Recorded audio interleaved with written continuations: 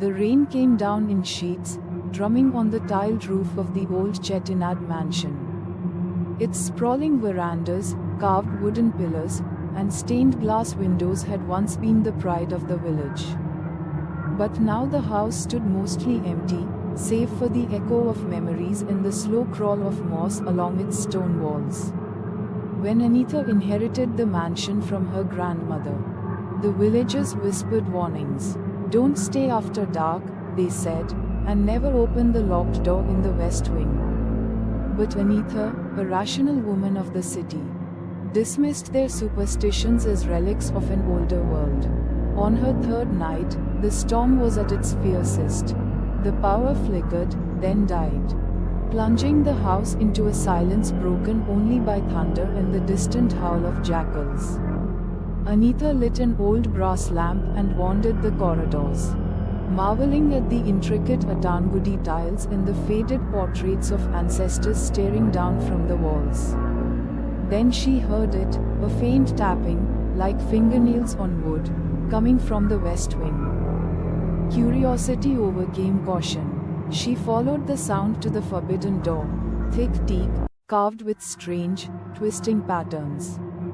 The key was still in the lock, as if inviting her. The door creaked open, revealing a narrow staircase spiraling down into darkness. The air was cold and smelled of damp earth and something metallic. Anita descended, each step echoing in the gloom. At the bottom, she found a small, windowless room lined with ancient mirrors, their surfaces cloudy and warped. In the center stood a stone pedestal, upon which rested a tarnished silver bowl filled with water. As Anita approached, her reflection in the mirrors seemed to shift, her face elongated, her eyes growing hollow and black. Shadows pooled behind her, writhing and stretching, until they took the shape of a woman in a faded sari, her mouth open in a silent scream. Anita tried to run, but her feet wouldn't move. The shadows reached for her, cold and insistent, pulling her toward the bowl. She saw her own hands, now pale and skeletal, lowering her face to the water. The surface rippled, and in its depths she saw not her own reflection, but 100 faces, trapped, weeping, mouths moving in soundless pleas.